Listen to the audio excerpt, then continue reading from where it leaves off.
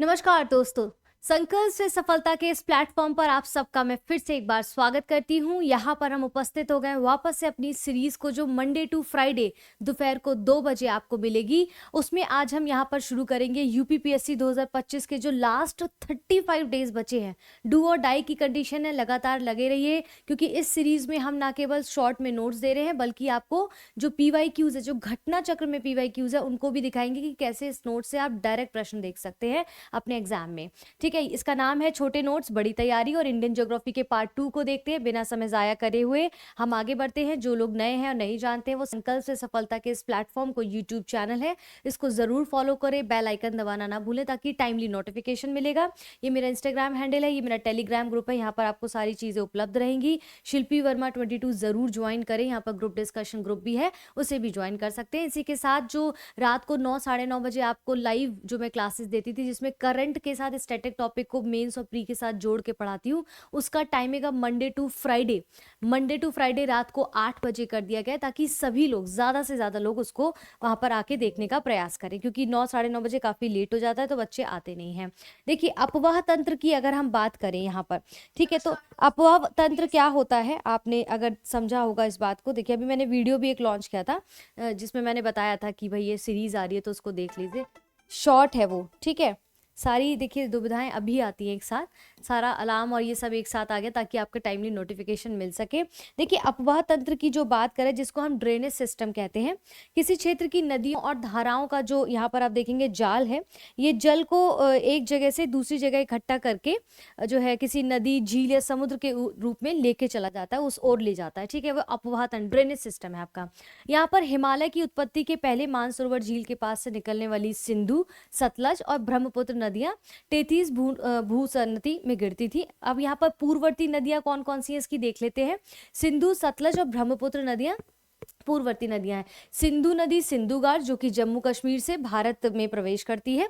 वहीं सतलज नदी आप देखेंगे, ध्यान रखना है, मैच द फॉलोइंग में ऐसे प्रश्न पूछ लिए जाते हैं, तो कंफ्यूज नहीं होना है, पता चले आप गलती कर रहे हैं, उसका ध्यान रखना है। ठीक है, सतलज नदी शिपकिला घाट, जो हिमाचल प्रदेश से भारत में प्रवेश करती है। ब्रह्मपुत्र नदी कोरवा घाट से, जो कि अरुणाचल प्रदेश से भारत में प्रवेश करती है। यहाँ तक स्पष्ट है। देखिए, यहाँ पर आपको समझाने के लिए नहीं, यहाँ पर फटाफट से आपको रिवाइज करने के लिए मैं आई हूँ, ताकि एक बार रिकॉल हो जाए चीजें। ठीक है, अब यहाँ पर हम देखेंगे सिंधु नदी तंत्र को, देखेंगे सिंधु नदी तंत्र को हम यहाँ पर देखने का प्रयास करेंगे। देखिए, सिंधु नदी का अगर उद्गम की बात करें, तो मानसरोवर झील के निकट चेमुंग युंगडुंग ग्लेशियर से होता है। इस नदी के अंतर्गत कौन कौन सी नदियां, झेलम, चेनाब, रावी, व्यास, सतलज, जास्कर, गोमल और द्रास और श्योक और काबुल, गिलगित इत्यादि सब इसमें शामिल हैं। अब चलिए यहाँ पर थोड़ा सा हम इसको देख लेते हैं। अभी हम इसके बारे में पूरा पिक्चर भी देखेंगे। सिंधु नदी में बाएं ओर से मिलने वाली नदियां सतलज, ब्यास, रावी, चेनाब, झेलम, जास्कर, स्यांग और शिगार हैं। तो सिंधु नदी में बाएं मतलब लेफ्ट हैंड से जो नदियां मिलने वाली नदियां, उनके नाम ये हैं। झेलम नदी की अगर स्पेसिफिकली हम बात करें, तो बेरीनाग झील से निकलकर ये बुलर झील में मिलती। कहाँ से? बेरीनाग झील से निकलकर बुलर झील में। पाकिस्तान में चिनाब नदी से ये मिल जाती है, आपकी कौन सी? झेलम नदी। चिनाब नदी की अगर बात करें, तो सिंधु की विशालतम सबसे बड़ी सहायक नदी है चिनाब नदी। सिंधु की विशालतम सहायक नदी है। ये वाड़ालाचा दर्रे से निकलती है। इसके बाद अगर रावी नदी की हम यहाँ पर बात करते हैं, तो रोहतांग दर्रे से निकलती है और चिनाब नदी में मिल जाती है ये। ठीक है, इसके साथ मैं यहाँ पर आपको पिक्चर दिखाने की कोशिश करती हूँ, ताकि आपको जो है चीजें समझ आ सके यहाँ पर। ठीक है, देखिए यहाँ पर अगर हम बात करते हैं, सिंधु नदी घाटी की बात कर रहे हैं, तो आप यहाँ पर देखेंगे पिक्चर है, इंडस जो रिवर है, झेलम नदी, चेनाब नदी, रावी, सतलज, ठीक है, ब्यास, इंडस। तो ये पूरा आप देखेंगे पिक्चर के साथ। अगर आप किसी चीज़ को, ज्योग्राफी को स्पेसिफिकली पढ़ते हैं, तो चीज़ें बेहतर तैयार होती हैं। चलिए, कम टू द पॉइंट। अब हम यहाँ पर आते हैं वापस से और देखते हैं कि रावी नदी जो है रोहतांग दर्रे से निकलती है। चिनाब नदी कहाँ से चिनाब नदी में क्या, रोहतांग दर्रे से निकलती है। चिनाब नदी में रावी नदी मिल जाती है। सतलज नदी, जो कि बहुत इंपॉर्टेंट है एग्जाम के लिहाज से, क्योंकि मानसरोवर झील के निकट राकस ताल से निकलती है और शिपकिला दर्रे से भारत में प्रवेश करती है। तो पूछ सकते हैं सतलज नदी किस दर्रे से भारत में प्रवेश करती है, तो शिपकिला दर्रे से। भाखड़ा नागला बांध भी इसी नदी पर बनाया गया। किस नदी पर? सतलज नदी पर। स्पीति नदी इसकी सहायक नदी है। तो कौन सी सहायक नदी है, इसका हमें ध्यान रखना है। आगे बढ़ते हैं। स्क्रीनशॉट ले लीजिए, इसका पीडीएफ आपको नहीं उपलब्ध हो सकता। ठीक है, इसके बाद गंगा नदी तंत्र की अगर बात की जाए, तो आइए यहाँ पर गंगा नदी तंत्र को हम यहाँ समझते हैं। देखिए भारत की सबसे लंबी नदी कौन सी है? गंगा नदी, ठीक है। इसका किस किलोमीटर क्या है? 2525 किलोमीटर नदी है। ये पूर्ववर्ती नदी है। इसका उद्गम उत्तरकाशी जिले के गंगोत्री हिमोनी से होता है, हमने देखा है इसको। अब पंचप्रयाग की अगर बात करें तो गंगा उसकी सहायक नदी है, पंचप्रयाग बनाती है। जैसे आप ध्यान से देखेंगे काफी चर्चा में भी हमेशा रहते हैं, जैसे देवप्रयाग टेहरी में, भागीरथी अलकनंदा बद्रीनाथ, रुद्रप्रयाग अलकनंदा मंदाकिनी केदारनाथ वहां मिलता है आपको। कर्णप्रयाग चमोली में अलकनंदा पिंडार, नंदप्रयाग चमोली अलकनंदा नंदाकिनी, विष्णुप्रयाग चमोली धौली गंगा विष्णु गंगा। ये आपका मोस्ट इंपॉर्टेंट चीज है, क्योंकि इससे पीटी में, यूपी में स्पेशली आपको काफी प्रश्न देखने को मिलते हैं, ठीक है। अब हम आगे बढ़ते हैं। बांग्लादेश में प्रवेश करने के बाद गंगा नदी को पद्मा नाम से जाना जाता है, तो उसका नाम चेंज भी हो जाता है, तो ध्यान रखना है। गंगा की एकमात्र अगर सहायक नदी जिसका उद्गम मैदान से होता है वह है गोमती नदी, जो फुलहर झील से निकलती है और गाजीपुर से गंगा में मिल जाती है। यहाँ पर देखिए आपको फैक्ट्स फटाफट से रिवाइज करा रहे हैं, ताकि आप बस ईयरफोन लगाइए और सुनते जाके, ताकि आपको रिवाइज हो सके। यहाँ पॉइंट टू पॉइंट उसको क्लियरिटी देने के लिए नहीं है, क्योंकि समय कम है और हमें जल्द से जल्द इसको रिवाइज करना है। दक्षिण पठार से आकर गंगा में मिलने वाली नदियां टोंस और सोन है। कौन सी दक्षिण पठार से जो गंगा आकर जो मिलती है गंगा में मिलने वाली नदियां कौन सी हैं? वो है टोंस और सोन है, ठीक है। इसके बाद हम नीचे बढ़ते, गंगा की सहायक नदियों का संगम अगर हम देखें तो आप देख सकते हैं अपनी स्क्रीन पर, ठीक है। कन्नौज, रामगंगा, प्रयागराज, यमुना, गाजीपुर, गोमती, छपरा, घाघरा, इसका पटना, सोन, हाजीपुर, गंडक, कटिहार, कोसी। यमुना नदी और सोन नदी के बारे में यहाँ पर थोड़ा सा देख लेते हैं, पूछ लेते हैं, और गंडक नदी से भी। जैसे यमुना नदी गंगा की सबसे लंबी सहायक नदी है, ठीक है। गंगा की सबसे सहायक लंबी नदी कौन सी है? यमुना नदी है। इसे उद्गम है यमुनोत्री हिमानी से होता है। चंबल, सिंध, बेतवा, केन इसकी दाहिने तट से मिलती है। टोंस, हिंडन, सेंगर जो है बाएं तट से मिलती है। इसके बाद सोन नदी देखिए, इसका उद्गम अमरकंटक पहाड़ियों से होता है। किसका? सोन नदी का। पटना के समीप ये गंगा से मिलती है। इसका जलग्रहण लगभग इतना, ये इंपॉर्टेंट नहीं है। गंडक नदी, इसका उद्गम बृहत हिमालय यानी कि नेपाल से होता है। बृहत हिमालय यानी कि नेपाल से होता है। पटना के समीप सोनपुर में गंगा से ये मिल जाती है। यहाँ पर क्लियर है? चलिए अब हम आगे बढ़ते हैं। इसके साथ हम यहाँ पर एक दो चीजें, जैसे ब्रह्मपुत्र नदी तंत्र अगर हम देखें तो आप देखते हैं यहाँ पर ब्रह्मपुत्र नदी तंत्र में कि ब्रह्मपुत्र नदी तंत्र जो है 4 देशों से होकर गुजरती है। देखिए तिब्बत, भारत, भूटान, बांग्लादेश। ध्यान रखना है कौन कौन से? तिब्बत, भारत, भूटान, बांग्लादेश। इस नदी को तिब्बत में सांगपो कहते हैं और ब्रह्मपुत्र नदी को। वही अरुणाचल प्रदेश में दिहांग कहते हैं ब्रह्मपुत्र नदी को। असम में ब्रह्मपुत्र ही कहते हैं। बांग्लादेश में जमुना की संज्ञा इसको दी जाती है। हो सकता है कभी कभी आपसे पीसीएस में ऐसे प्रश्न पूछे जाते हैं। इसका उद्गम मानसरोवर के निकट चिमायुंगडुंग हिमनद से होता है। इसकी सहायक नदियों की अगर बात की जाए, किसकी? ब्रह्मपुत्र नदियों की। तो कौन कौन सी है? सुबनसिरी, जिया बरेली, घनसिरी, कोपली, मानस, तीस्ता। कभी देख लेना गंगा और ब्रह्मपुत्र नदी का ये वाला जो है पूरा तंत्र देख लेना, क्योंकि मिक्स करके हो सकता है स्वैप करके आपसे पूछ लिया जाए। तीस्ता नदी ब्रह्मपुत्र की एक सहायक नदी, जिसका उद्गम सिक्किम राज्य के चोलामू झील से होता है, ठीक है। अब यहाँ पर प्रायद्वीपीय नदी हमने उत्तर की देखी, अब हम यहाँ पर प्रायद्वीपीय नदियों को देखते हैं, जो कि एग्जाम के लिहाज से इंपॉर्टेंट है। एक बार मैं थोड़ा सा यहाँ देख लूँ, मैंने कुछ डाउनलोड करने के लिए लगाया था, देखती हूँ हुआ कि नहीं हुआ, क्योंकि आपको वो पढ़ाना जरूरी। मैं सोच रही कि अगर वो क्वेश्चन मिल जाते हैं ना साथ साथ में तो ज्यादा बेटर होगा यहाँ पर, ठीक है। एक सेकेंड रुकिएगा, मैं एक बार क्वेश्चंस देख लेती हूँ आपके जो मैंने डाउनलोडिंग पे लगाए थे, वो हुए कि नहीं हुए हैं, क्योंकि मेन क्या होता है ना कि इस लिहाज से बहुत इंपॉर्टेंट है वो क्वेश्चन। हुआ नहीं है आपका डाउनलोड, चलिए कोई बात नहीं, हम डायरेक्ट इसको यहाँ पर पढ़ते हैं, फिर मैं डायरेक्ट क्वेश्चन को पढ़ के सुना दूंगी, ठीक है। प्रायद्वीपीय नदियां, देखिए अब हम प्रायद्वीपीय नदियों की ओर बढ़े उससे पहले हम यहाँ पर थोड़ा सा एक चीज जान लेते हैं, जिसको मैंने कहा था कि क्वेश्चन एक्चुअली मैंने ऐड किया था, हुआ नहीं। जैसे गंगा नदी, ये आपके घटना चक्र का, मैं अपने टैब से पढ़ा रही हूँ, ये आपके घटना चक्र के ही प्रश्न है। गंगा नदी का उदाहरण किसका है? पूर्ववर्ती अफवाह का, अनुवर्ती अफवाह का, अक्रमणवर्ती अफवाह का। यूपी में पूछा गया प्रश्न है परवर्ती अफवाह का, तो ए है पूर्ववर्ती अफवाह का। अब यहाँ पर देखिए यूपीपीएससी में और स्टेट के ले ही नहीं रही हूँ, यूपीपीएससी में आपसे पूछे गए प्रश्नों में से पूछ रही हूँ। जैसे एक प्रश्न पूछा गया था, निम्नलिखित स्थानों में से कहाँ पर भागीरथी और अलकनंदा नदियां मिलती हैं? उत्तर है इसका देवप्रयाग, ठीक है। तो देखिए जो टॉपिक यहाँ पर पढ़ाया जा रहा है ऑलमोस्ट आपको उनसे प्रश्न वहां पर मिलेंगे एग्जाम में, ठीक है। अब यूपीपीएससी में प्री में पूछा गया है, दिल्ली और आगरा के मध्य वर्ष के अधिकांश समय में यमुना नदी मृत हो जाती, कथन ए ये है। कथन आर क्या कहता है? यमुना असतत वाहिनी नदी है। अब कूट दिए गए जैसे ए और आर दोनों सही है। इससे ऐसे प्रश्न पूछे गए जो बच्चे पहली बार देने जा रहे हैं उनको ध्यान रखना है। ए और आर दोनों सही है, आर ए की सही व्याख्या करता है। ए और आर दोनों सही है, आर ए की सही व्याख्या करता है। ए सही है परंतु आर गलत है। ए गलत है परंतु आर सही। इसका ऑप्शन सी है, यानी कि यमुना एक सतत वाहिनी नदी है। इसका उद्गम जो है यमुनोत्री ग्लेशियर है। दिल्ली और आगरा के बीच वर्ष के अधिकांश समय में यमुना नदी के मृत हो जाने के कारण क्या है? प्रदूषण है। तो इस प्रकार से प्रश्न यूपीपीएससी में पूछा गया है। एक दो प्रश्न मैं और देख लेती हूँ जो आपको बताने लायक है। इन द सेंस देखिए, यूपीपीएससी प्री 2020 का प्रश्न बताती हूँ। यमुना नदी की निम्नलिखित सहायक नदियों पर विचार करिए, उन्हें पश्चिम से पूर्व की क्रमबद्ध करिए। तो अभी जब हमने यमुना नदी के बारे में पढ़ा था ना, तो पश्चिम से पूर्व ये सब चीजें हमने देखी हैं। मैं वापस आपको लेके जा रही हूँ। तो वहां पर देखिए इस तरह से प्रश्न पूछा गया कि पश्चिम से पूर्व की ओर क्रमबद्ध जो नदियां हैं उनके बारे में यहाँ पर बताना है। देखिए तो कौन कौन सी इसमें ऑप्शन दिए गए? बेतवा, केन, सिंध और चंबल। नीचे दिए गए कूट से सही उत्तर चुनिए। इसका उत्तर क्या है? यमुना नदी की सहायक नदियां पश्चिम से पूर्व की ओर क्रमशः कौन कौन सी? चंबल, सिंध, बेतवा, केन। चंबल नदी मध्य प्रदेश के महू के निकट से निकलती है और ये नदी राजस्थान के सवाई माधोपुर और धौलपुर से होती हुई अंत में यमुना में मिल जाती है। तो सही क्रम क्या है आपका? जो सहायक नदियां पश्चिम से पूर्व की यमुना नदी की क्या क्रम है? चंबल, सिंध, बेतवा और केन है। ठीक है, यहाँ पर इस तरह से ये चीजें दी गई हैं। तो कुछ अलग नहीं पढ़ाया जा रहा है, आपको वही दिया जा रहा है जो आपके एग्जाम के पॉइंट ऑफ व्यू से बहुत महत्वपूर्ण है। आइए इससे पहले प्रायद्वीप की ओर बढ़े, हम एक दो प्रश्न और यहाँ पर देख लेते हैं। आरओ एरो में भी इस प्रकार के प्रश्न पूछे गए हैं। अगर हम सिर्फ यूपीपीएससी प्री की बात करें, बाकी यूपीपीएससी प्री 2021 का प्रश्न बता रही हूँ। निम्नलिखित में से कौन सी एक नदी भारतीय गंगा नदी बेसिन का हिस्सा नहीं है?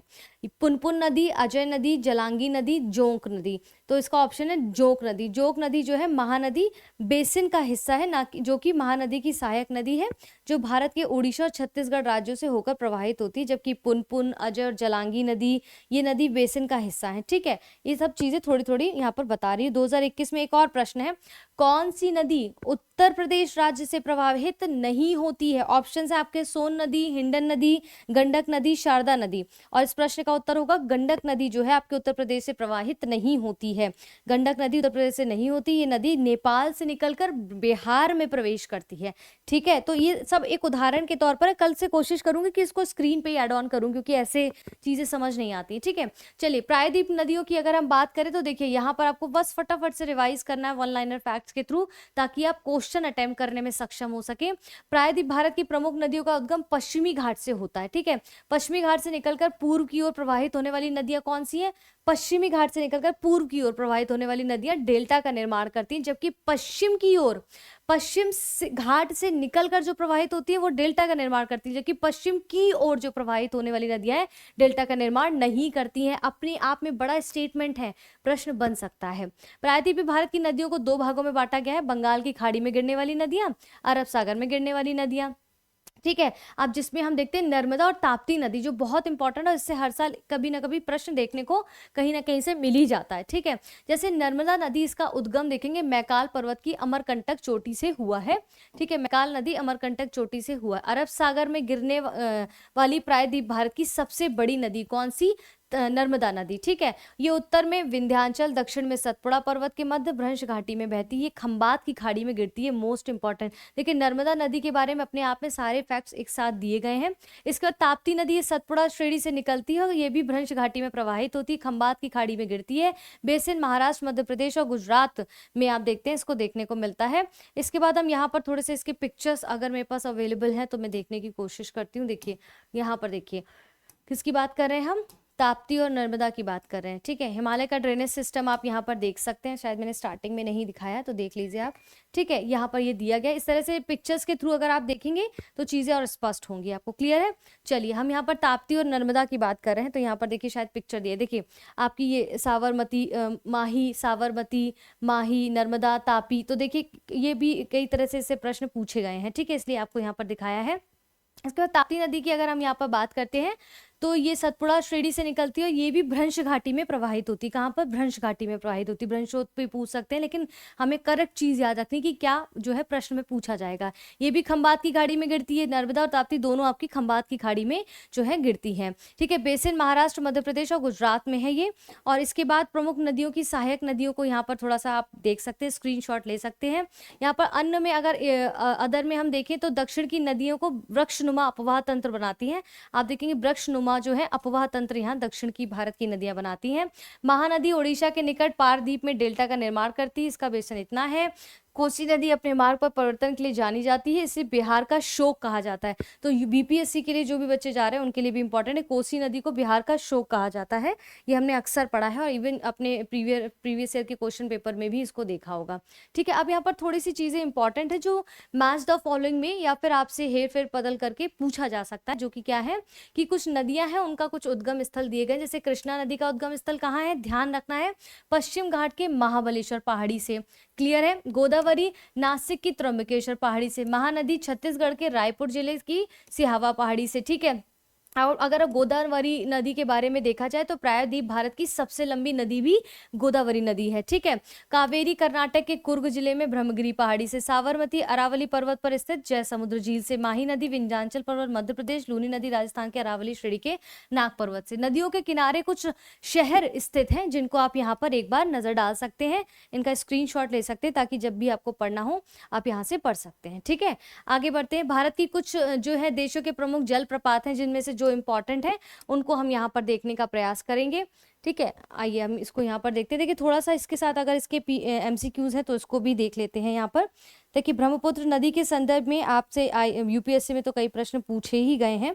ठीक है, यूपीपीएससी में भी कई प्रश्न। ब्रह्मपुत्र नदी का बहाव तंत्र क्या है, तिब्बत, बांग्लादेश, भारत। तो ब्रह्मपुत्र नदी का बहाव क्षेत्र जो है तिब्बत यानी कि चीन, बांग्लादेश और भारत है। ये यूपीपीएससी में आपसे पूछे गए प्रश्नों में से। 2021 में ध्यान से सुनिएगा, 2021 में नीचे दो कथन दिए गए हैं जिनमें से एक को अभिकथन ए, दूसरे को कथन आर कहा गया है।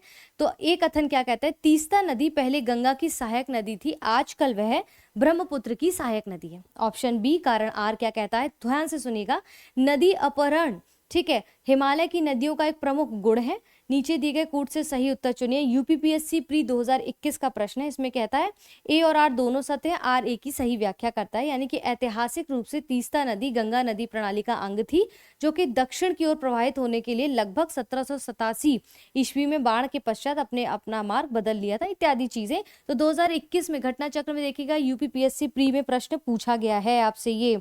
ठीक है, अब यहाँ पर दक्षिण भारत की जो नदियों की हम यहाँ पर बात कर रहे हैं उसमें भी एक प्रश्न आपका यूपीपीएससी 2014-15 में लगातार ये पूछा गया है। ठीक है, और वो है पश्चिमी घाट की नदियां डेल्टा का निर्माण नहीं करती हैं। ध्यान से सुनिए, कथन ए कहता है।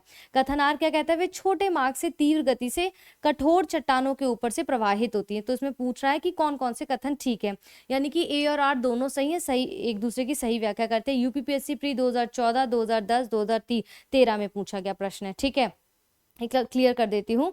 इसके बाद आपसे यूपीपीएससी की सिर्फ बात कर रही हूँ, इन पश्चिम वाहिनी नदियों में से कौन दो पर्वत श्रेणियों के बीच है, शरावती, नर्मदा, माही और साबरमती। नर्मदा नदी ये भी बताया था आपको, नर्मदा और ताप्ती के बारे में बताया, वो प्रश्न पूछा गया है। ठीक है, इसके बाद एक प्रश्न और है, कथन ए कहता है नर्मदा अपने मुहाने पर डेल्टा का निर्माण करती। कथन आर कहता है वह एक भ्रंश घाटी में बहती है। अभी पढ़ाया था कौन कौन से कथन ठीक है, तो कह रहा है कथन ए गलत है लेकिन आर सही है। ठीक है, कथन ए गलत है क्योंकि नर्मदा नदी अपने मुहाने पर डेल्टा का निर्माण नहीं करती है। इसका कारण यह है कि वह भ्रंश घाटी से होकर प्रवाहित होती है और भ्रंश घाटी से प्रवाहित होने के कारण उसमें गाद का अभाव होता है, इसलिए वो ऐसा नहीं कर पाती है। ठीक है, इसके बाद हम यहाँ पर आगे बढ़ते हैं। इस प्रकार से देखिए यूपीपीएससी में और भी प्रश्न पूछे गए, मैं सब कुछ तो फोन लेकर हाथ से नहीं पढ़ा सकती, लेकिन ये कहने का मतलब ये कि आपको समझना होगा कि इस प्रकार से प्रश्न जो है, कावेरी नदी का उद्गम कहाँ हुआ है, तो ब्रह्मगिरी पहाड़ियों में हुआ है, तो ये सब ध्यान रखना है। अब देखिए देश के प्रमुख जलप्रपातों की बात करें तो दूध सागर बहुत इंपॉर्टेंट है, गोवा राज मांडवी नदी, इसके बाद पलानी हिमाचल प्रदेश, खंडाधार आपका उड़ीसा में, शिव समुद्रम कर्नाटक राज्य, कावेरी नदी आयतन की दृष्टि से भारत का सबसे बड़ा जलप्रपात है, डुडरुमा उड़ीसा राज्य मचकुंड नदी में, चचाई प्रपात ये मध्य प्रदेश बीहड़ नदी में, धुआंधार आपका मध्य प्रदेश नर्मदा नदी, बूढ़ाधार ये जो जलप्रपात है वो झारखंड बूढ़ा नदी में, चुलिया प्रपात ये आपका चंबल नदी में है। ठीक है, भारत की प्रमुख झीलें, चिल्का झील आपकी उड़ीसा राज्य की सबसे बड़ी लैगून झील कही जाती है, ध्यान रखना प्रश्न पूछा गया है। पुलकित झील क्या कहाँ है, देखिए आंध्र प्रदेश और तमिलनाडु की सीमा पर स्थित है। दूसरी सबसे बड़ी खारे पानी की, आप बताइए सबसे बड़ी खारे पानी की पहली झील कौन सी, पुलकित झील, तो दूसरी सबसे बड़ी खारे पानी की है। सतीश धवन उपग्रह प्रक्षेपण केंद्र यहीं स्थित है। कोलेरू झील आंध्र प्रदेश मीठे पानी की झील है, कंफ्यूज नहीं होना है। किलावेरी झील तमिलनाडु में है। लोकटक झील आपका मणिपुर मीठे पानी की पूर्वोत्तर की भारत की सबसे बड़ी झील कही जाती है, कौन सी, आपकी लोकटक झील। ठीक है, यहाँ पर क्लियर हो गया है। चलिए आगे बढ़ते हैं। डल झील आपके जम्मू कश्मीर में, अभी हमने देखा है। पुलहर झील जो उत्तर प्रदेश की पीलीभीत जिले में है। रूपकुंड झील उत्तराखंड में स्थित रहस्यमयी एक ये झील है। ठीक है, इसके बाद हम आगे बढ़ते हैं थोड़ा सा। सूरजकुंड झील हरियाणा में है, बड़खल झील आपके हरियाणा में है। जम्मू कश्मीर के देख सकते हैं, भारत की मीठे पानी की सबसे बड़ी झील बूलर झील है। सांवर झील आपकी राजस्थान में, खारे पानी की अंतःस्थलीय झील ये कही जाती है। ठीक है, अब इसके बाद हम आगे यहाँ पर थोड़ा देखते हैं, यहाँ तक हमें क्लियर हो गया। ठीक है, अब इससे संबंधित थोड़े से और प्रश्न हम देख लेते हैं, जो कि थोड़ा सा समय बचा है तो हम देख लेते हैं। मैं चाहती हूँ आपकी चीजें थोड़ी सी और क्लियर हो जाए ताकि आपको याद रहे कि क्वेश्चंस पूछे गए। देखिए, इसको दक्षिण की गंगा कहा जाता है, कावेरी नदी को दक्षिण की गंगा कहा जाता है, याद रखना है। ठीक है, यूपीपीएससी प्री का प्रश्न है, मैं कुछ अलग बता ही नहीं रही हूँ कि अलग अलग पेपर में आया है। यूपीपीएससी प्री का दूसरा प्रश्न, दक्षिण भारत की नदियां प्रमुख रूप से निम्नलिखित में से कौन सी अफवाह तंत्र है। ऑप्शन आपका है अरिय, खंडित, वृक्षनुमा, जालीदार। अभी पढ़ा था हमने, वृक्षनुमा थी, अभी पढ़ा था हमने, यही पूछा गया है आपसे। ठीक है, इसके बाद कौन सी नदी उड़ीसा में अपना डेल्टा बनाती है, महानदी बनाती है, अभी हमने पढ़ा है। ठीक है, इसके बाद आगे बढ़ते हैं। इसमें और यूपीपीएससी से प्रश्न अगर पूछे गए हैं तो हम यहाँ पर देखते हैं, जो हाल फिलहाल में भी पूछे गए। यूपीपीएससी आरओ प्री 2022 में पूछा गया, ध्यान से सुनना। निम्नलिखित में से कौन सी नदी बेसिन यानी कि क्षेत्रफल की दृष्टि से, नदी घाटी बेसिन जो नदी घाटी है क्षेत्रफल की दृष्टि से सबसे बड़ी है, नर्मदा, कावेरी, ताप्ती, महानदी। इस प्रश्न का उत्तर है महानदी, और अभी हमने पढ़ा है तो अब इसका एक्सप्लेनेशन की आवश्यकता नहीं है, अभी मैंने समझाया है। इसका कौन सी भारत की सबसे लंबी प्रायद्वीपीय नदी है, तो कौन सी है, गोदावरी नदी है, अभी समझाया है। ठीक है, कहने का मतलब यहाँ पर प्रूफिंग इस वजह से है कि आप ये बात समझें कि जो चीज यहाँ पर दी जा रही है उससे प्रीवियस ईयर में क्वेश्चन पूछे जा रहे हैं। देखिए, बहुत बार हमें अलग अलग जगह से कंटेंट लेना पड़ता है ताकि आप तक सही तरीके से पहुंच सके, ताकि आप उसको पढ़ सकें, मेरा मकसद यही है। ठीक है, इसके बाद इसमें अन्य नदियों में भी बहुत सारे ऑप्शंस दिए गए हैं। जैसे 2014 में पूछा गया कि भारत की निम्नलिखित नदियों में से कौन हिमालय की सभी श्रेणियों को काटती, तो वो है आपकी सतलज नदी। ठीक है, यूपीपीएससी प्री 2020 का क्वेश्चन मैं बता रही हूँ। निम्नलिखित में से कौन सी एक नदी हिमालय पार यानी कि ट्रांस हिमालय नदी है, झेलम, सतलज, गंगा और रावी। इस प्रश्न का उत्तर है सतलज नदी। ये क्या है, आपसे पूछे गए प्रश्नों में से री एग्जाम के भी कुछ प्रश्न है जिसको अभी मैं नहीं डिस्कस कर रही हूँ। ठीक है, तो इस प्रकार से आपसे ये प्रश्न पूछे गए हैं। यहाँ पर क्लियर हो रहा है। अभी बहुत सारे प्रश्न है, मैं सारे प्रश्नों को तो नहीं, इसीलिए मैं कह रही हूँ घटना चक्र निकालिए और पढ़ना शुरू करिए, क्योंकि घटना चक्र से बहुत सारे प्रश्न पूछे गए। नदियों के किनारे बसे शहरों से भी आपसे यूपीपीएससी में पूछा गया है। जैसे कौन सा युग्म सही नहीं है, एक तरफ शहर दिए गए हैं, दूसरी तरफ नदी के तट पर अवस्थित जो है नदियां दी गई हैं। जबलपुर, नर्मदा, हैदराबाद, कृष्णा, कोटा, चंबल, नासिक, गोदावरी। अब ये गलत है, सही क्रम क्या है, शहर और एक तरफ नदियों पर अवस्थित शहर कौन से है, जबलपुर नर्मदा नदी के तट पर, हैदराबाद मूसी तट पर, ठीक है, मूसी नदी पर, कोटा चंबल नदी पर, नासिक गोदावरी नदी पर। ये आपका यूपीपीएससी 2016-17 में, हाँ 16-17 में पूछा गया प्रश्न है। ठीक है, इसके बाद हम नीचे आते हैं, थोड़ा सा और इसमें देखते हैं। अब प्रपात और झीलों से अगर हम देखें तो 2022 प्री में यूपीपीएससी में पूछा गया है। एक तरफ सूची 1 है, एक तरफ सूची 2 है। पहला कहता है भारत के जलप्रपात, दूसरी तरफ अवस्थिति उनकी। जलप्रपात दूधसागर, बरकाना, खंडाधार, पलानी, और उनकी अवस्थिति कर्नाटक, ओडिशा, हिमाचल प्रदेश, गोवा। इसका सही उत्तर मैं बता देती हूँ। दूधसागर जो जलप्रपात है वो गोवा में अवस्थित है, अभी हमने देखा। बरकाना जलप्रपात कर्नाटक में अवस्थित है। खंडाधार उड़ीसा में अवस्थित है, अभी हमने देखा। पलानी हिमाचल प्रदेश में अवस्थित है। तो अब कुछ ऐसा नहीं है जो आपको नहीं पता होगा। ठीक है, देखिए इसी तरह से कौन सी स्वर्ण रेखा प्रपात किससे मिला है, किस नदी पर अवस्थित है, क्या है, कौन से शहर से, ऐसे बहुत सारे प्रश्न 2021, 22, 23 में प्री में यूपीपीएससी में पूछे गए, तो जाके खंगालिए। ठीक है, निम्नलिखित में से कौन सा भारत का सबसे ऊंचा जलप्रपात है, तो विश्व जलप्रपात डाटाबेस के वर्तमान स्थिति के अनुसार, इसमें आंसर गलत था। भारत का सबसे ऊंचा जलप्रपात नो काली गई यानी कि मेघालय जो है वहां पर प्रपात है, लेकिन अधिकांश भारतीय स्रोतों में अभी तक भारत का सर्वाधिक जलप्रपात कुचिकल प्रदर्शित किया गया है। ये यहाँ पर 2016 में पूछा गया, चित्रकूट जलप्रपात निम्नलिखित में से किस नदी पर अवस्थित है? इंद्रावती नदी पर। देखिए इससे ज्यादा मैं आपको क्या प्रूफ दूं, आप जाके देखिए खुद से इसको, ठीक है। यहाँ पर समझ आ गया आप लोगों को सारी चीजें, तो यहाँ तक ही अभी हम इसको फिलहाल रखते हैं, क्योंकि लंबा होने से फिर आप लोग लेक्चर देखते नहीं है। आप लोगों की गलती, अगर आप नहीं देखेंगे तो फिर भाई मैं शॉर्ट में ही पढ़ाऊंगी, क्योंकि मेरा काम आपको सही इन्फॉर्मेशन देना है। अगर आप इंटरेस्टेड नहीं है तो उसके लिए मैं क्या कर सकती हूँ, बस आपको रिक्वेस्ट ही कर सकती हूँ, जाके देखिए। चैनल को सब्सक्राइब नहीं किया तो संकल्प से सफलता के चैनल को जरूर जरूर सब्सक्राइब करिए, ताकि टाइमली नोटिफिकेशन मिले। और जाके इस वीडियो को अभी देखिए और रिस्पॉन्ड करिए। कोई चीज नहीं समझ आती है तो कमेंट बॉक्स में लिखिए, आपस में डिस्कशन करिए। एग्जाम के लिए टाइम बहुत कम है, तो फटाफट से जो घटना चक्र है उसको जल्द से जल्द आप यहाँ पर रिवाइज करिए, क्योंकि देखिए घटना चक्र आपको बहुत ज्यादा मददगार साबित हो सकता है। इसलिए PYQ सारे वहां से देखिए, और जो टॉपिक मैं पढ़ा रही हूँ उससे संबंधित अगर कोई भी चीज आती है प्रश्न तो मैं आपको बता देती हूँ। तो ये आपका घटना चक्र का जो है एक पेज है, इसमें यहाँ पर क्लियर दिख रहा होगा, ठीक है। इसको जरूर जाके देखिए, ठीक है। फिलहाल के लिए इस वीडियो को यहाँ पर इतना ही करते हैं, जल्द मिलते हैं एक और नए टॉपिक के साथ। मंडे टू फ्राइडे डेली दोपहर को 2 बजे आपको ये मिलेगा, जब तक UPPSC आपका नहीं होता, ये मेरा वादा है। तब तक के लिए अपना ध्यान रखें, अपनों का ध्यान रखें। जय हिंद, जय भारत।